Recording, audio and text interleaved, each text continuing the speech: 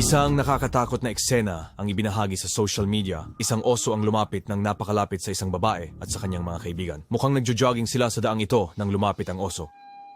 Sa video, makikita mo ang malaking itim na oso na nakatayo ng tuwid sa kanyang mga paa at hinahawakan pa ang babae. Maingat nitong sinusuri ang babae. Samantala, ang babae at ang kanyang dalawang kaibigan ay hinarap ang sitwasyon sa pamamagitan ng hindi paggalaw. Isang maliit na aksyon na maaaring agad magdulot ng panganib.